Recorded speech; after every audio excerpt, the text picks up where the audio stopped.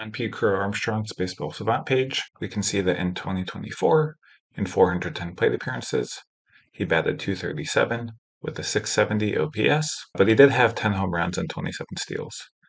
If we look at his value percentiles, we can see his batting run value was 25th percentile in the league, but he does have a lot of base running and fielding run value, as he is one of the best in the league in each of these categories. If we look at more specific batting metrics, we can see that basically across the board, his batting stats were below average to well below average. His contact and on base metrics, like expected batting average and expected weighted on base average, were well below average.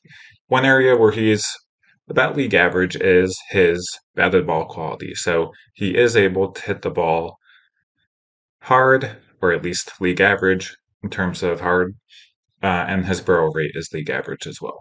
So that makes some sense as to how he's able to get 10 home runs, and perhaps he has a bit more power upside, but his contact and plate skills are really poor, especially his chase percentage, which is the second percentile.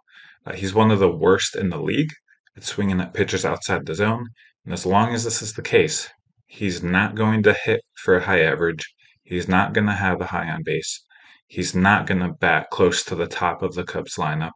And this really is going to limit his ability to provide value at the plate for the Cubs and also where he's going in fantasy, which is just way too high right now, in my opinion. One thing I want to discuss on this Fangraphs page is his rolling weighted on base average. So weighted on base average is an overall measure of offensive output at the plate. And here I have pulled up his 2024 season and used a 30-game rolling average to plot his weighted on base average over time in 2024. We can see he started out really good.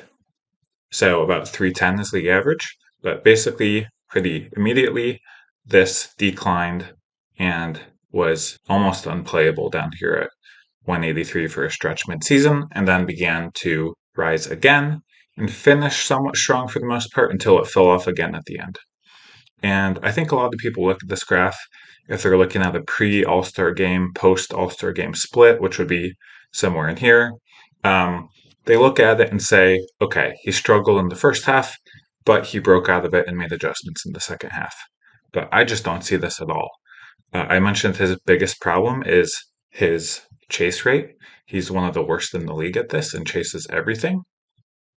If we pull up his O swing percentage, which is the percentage of pitches out of the strike zone that he swings at, and pull up the 30-game average for that, we can see it's essentially perfectly inversely correlated with his weighted on-base average. Or, in other words, it's negatively correlated with his hitting success.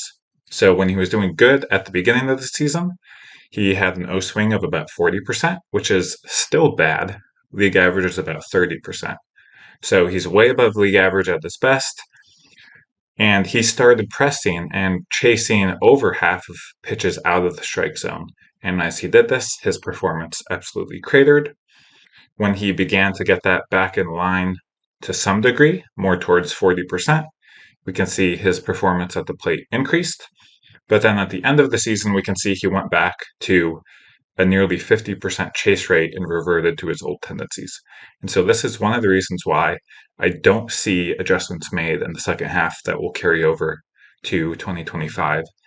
And I think Pete Crow-Armstrong is set up to be a major disappointment for people drafting him where he is going. And already, actually, we see evidence of a lack of adjustments being made. So Baseball Savant classifies different attack zones of the strike zone. So we have the heart of the zone, which is the middle, the shadow, which is around the edges, chase, which is clearly outside of the zone, and then waste pitches, which are nowhere close. And in the Tokyo series, where Pete Crow-Armstrong played against the Dodgers, he saw 4 pitches that were in the chase and waste zones across those 2 games, and he swung at every single one. First was in Game 1 against Ben Kasparius. The next 3 were back-to-back-to-back against Luis Garcia, a swing and miss, a foul off, and then for strike 3, a drop third strike, that the Dodgers have to throw down the first 4. None of those were good swing decisions, and it's for this reason that I'm out on Pete Crow-Armstrong this year, and he scares me a lot for fantasy. If you enjoyed the video and found value, please like and subscribe, and leave a comment down below.